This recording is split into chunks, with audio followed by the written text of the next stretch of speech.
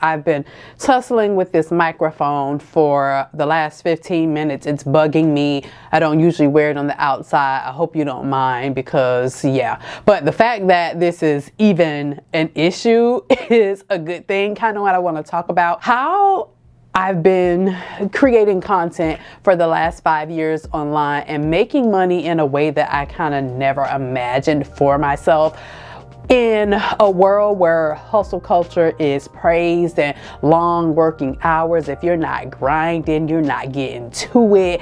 The thought process of making money in a way that I didn't have to stress myself to the bone and it could come easily to me and that I could create financial abundance and still have time freedom was a brand new concept. So today I want to tell you how you can make $5,000 a month working 2 hours a day. I never imagined doing that without a 9-to-5, right? And here I am today knowing that that is possible for me, and if it's possible for me, it's totally possible for you. So today we're going to break down exactly what I would do, what I have done, and what I would recommend you do to get to your first $5,000 a month as a content creator. Because content creation is a thing that you can literally be yourself, do what you do on a regular basis, and create this money funnel for doing just that. So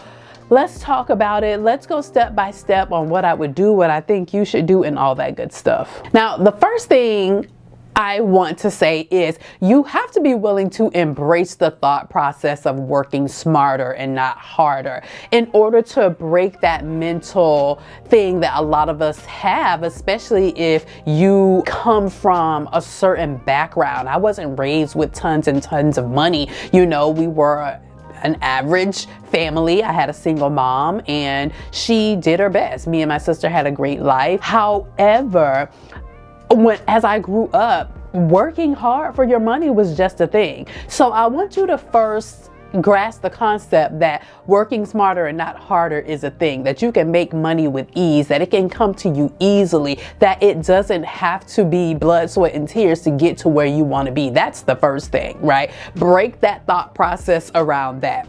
Now, after you realize that I can work smarter and not harder, you gotta embrace the concept that you can do it, right? I feel a lot of times people hear about certain ways to do things or making money online and all this stuff, and they think it's possible for other people, but they don't think it's possible for them, right? You gotta see yourself making that money. You gotta know that you are capable of doing this, right? So that's the second mindset shift that you gotta have. Now, once you kind of get your mind right, and you understand that you can do this and that this is very feasible for your life, I want you to assess your skills. What skills do you have that you can bring forward, that you can help other people with, that really can be a benefit to other people's life, right? This might seem hard, but it really is not. I want you to just kind of assess the things that you do on an everyday basis that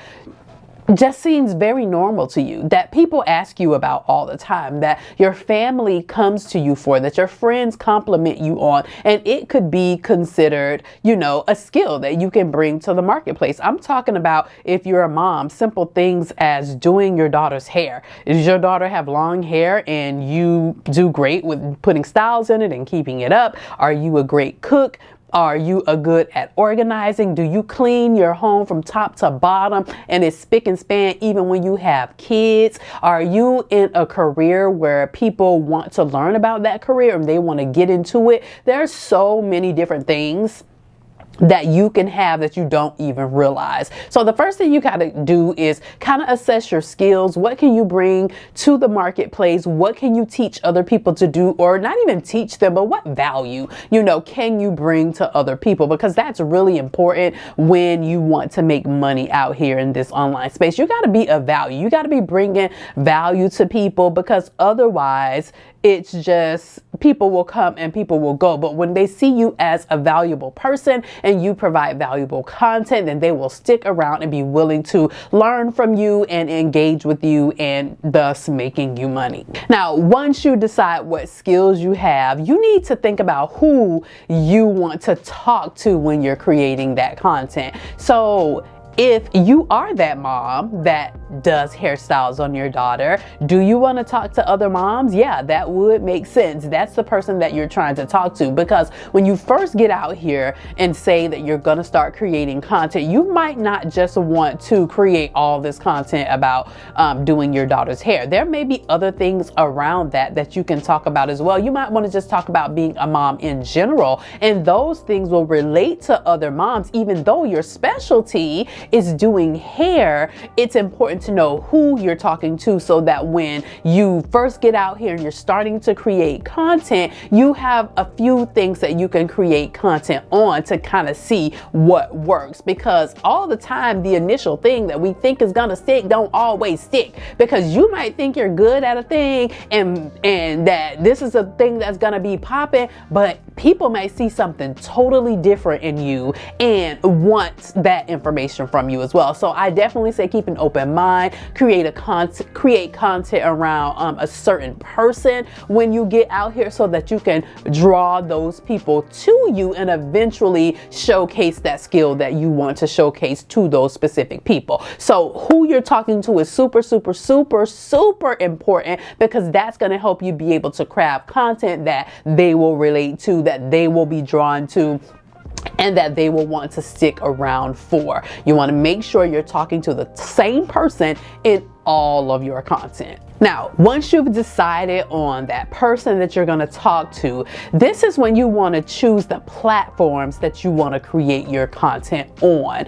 Now, there's a variety of platforms. We all know that, but certain platforms work better for certain content types or certain content topics, and you have to figure that out. But my recommendation would be to start off with 2 platforms. Don't try to do too much, because you see everybody else doing every platform there is, or repurposing and doing all this. A lot of times we're not focused, so we're spreading ourselves too thin, and I think it's important to focus, especially in the beginning. So I would probably choose 2 platforms. You can choose a lead generation platform and an audience nurturing platform. So the lead generation platform is going to be a platform in which people go to solve their problems, where they're looking for information. That's going to be something like a blog. But my recommendation would be to do it on YouTube, because YouTube is a search engine, and people come here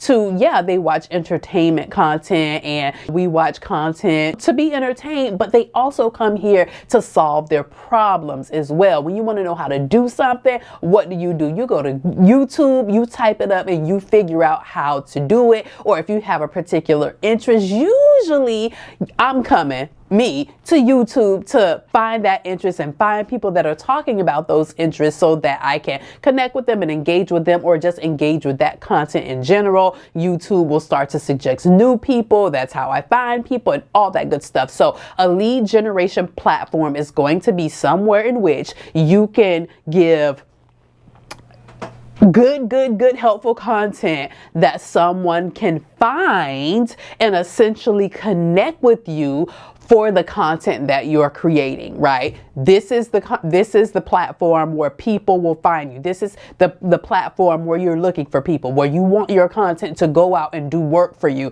And it's only certain platforms that works for. Now, the second platform I would use to do my nurturing, this is where you're going to nurture that audience that is finding you. So people are finding you and they're liking what you're talking about and the content that you're creating. Now they want to connect with you further. They want to go a little bit deeper. They want to know who this girl is. How does she talk? What she be doing? Do I even like her? And the platform that I would choose for that is TikTok. Now, this is the thing about TikTok. TikTok has actually started to become a search engine. People are actually going to TikTok to find the type of things that they want to watch, and they're searching it up on TikTok and they're finding people there as well. So TikTok could also be considered in that first category where there's lead generation, but also this can be a platform where you're going to nurture your audience. Now, the reason why I say TikTok is because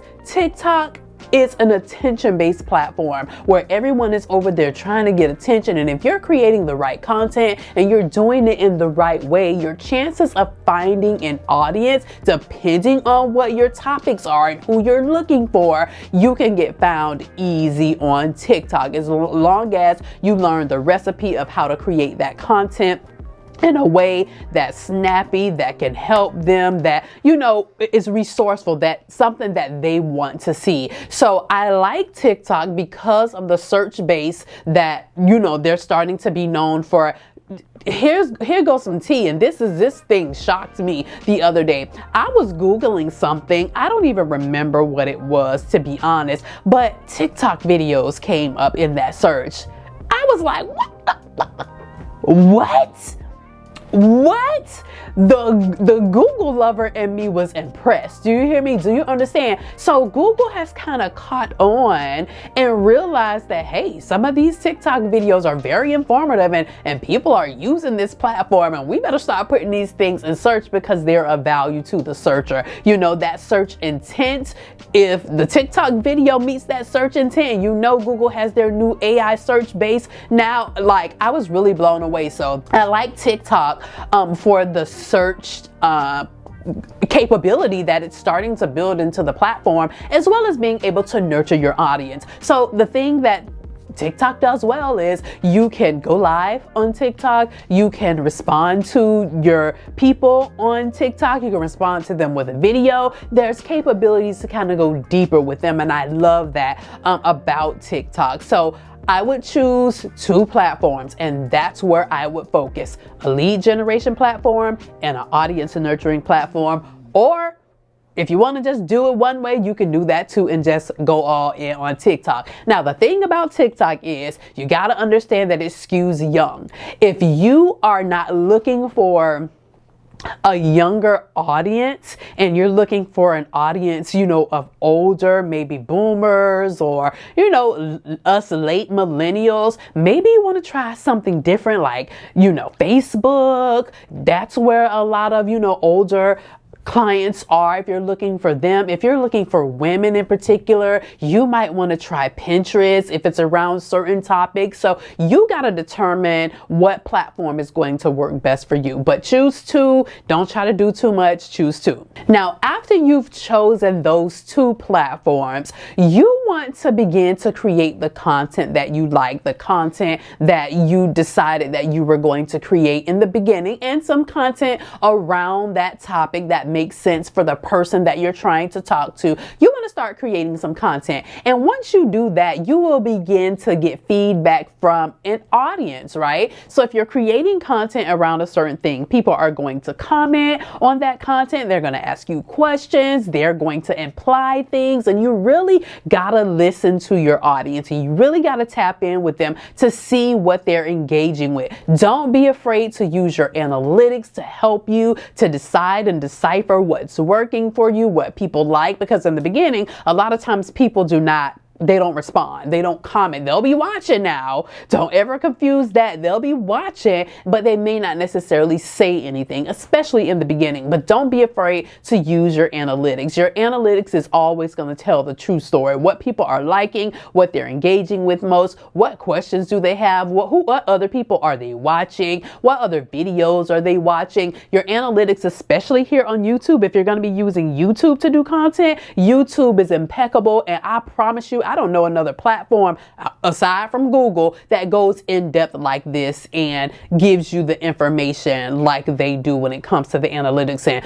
what your audience is looking at and what they're looking for, which is why I love YouTube for a lead generation platform. So yeah, the analytics are everything, okay? It's everything. So don't be afraid to use your analytics in the beginning. But once you start getting that feedback via analytics and via your people, you want to start your email list. One thing about an email list is that the people that decide to get on that email list, they're looking to hear from you. They are saying, look, I like you, I like what you're about, I like what you're talking about, and I would love to hear more from you. Now, you want to promote that email list regularly. Once you begin to kind of create that content and you're seeing what people are wanting from you, you want to begin to tell them, you know, about this email list that you have. Now, you're not just going to come flat out and say, join my email list, especially on somewhere like TikTok. What I would do is create some sort of free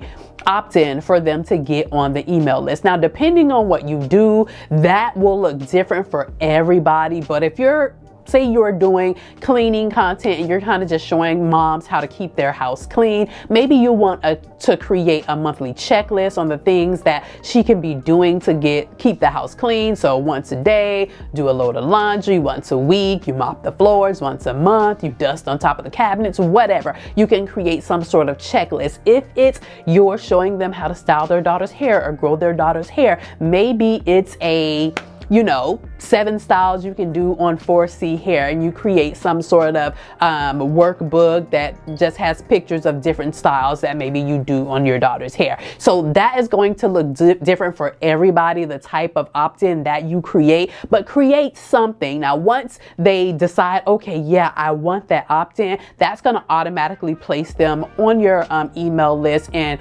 place them, you know, in the midst of going ahead and getting your weekly newsletters, monthly newsletters, however you're choosing to do that. So once people are on that email list, you want to make sure that you're communicating with them, and try to communicate with them on a regular basis, especially in the beginning. You have to decide what regularly looks like. That could be once a month for you. That could be bi-weekly. It could be weekly. However you want to do it. Just make sure you're communicating with them on a regular basis. And this is where you can go a lot deeper with your audience, right? So on social media, you may not want to share certain things. Maybe you have a brand where you don't talk about yourself that much. It's really just about the thing or whatever it is that you're doing. Maybe in your email, you go a little bit deeper. Say you are the person that's talking about the cleaning. Maybe you talk about, oh yeah, I had a dinner party this week. The family came over and this is what I cooked and yada yada. Then you kind of go into a story about what you did to clean up and disinfect after you had all the people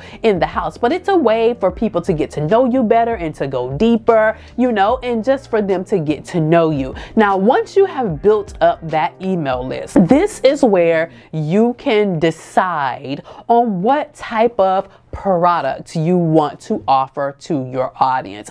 You need to create some sort of product, right? So it doesn't really matter what you're doing. You need to create a paid product, whether it's as simple as an ebook. An ebook is something that I always tell people to create because it's super, super, super simple to take the knowledge out of your head and literally put it in a PDF, right? By this time, you have questions that people have. You got comments on social media. They're engaging with you inside of your newsletter. And at this point, you can kind of gauge what it is they want to know from you. You know, what questions are people constantly asking you? You can create an ebook. I don't care if it's $10, $15, $20, $25, $50, whatever it is, you need to create some sort of paid product. And I definitely recommend that you do an ebook. And if you need help with that, check out my eBook Bootcamp, where I basically take you step by step on exactly how to write an ebook in a week. 7 days flat. You can have your ebook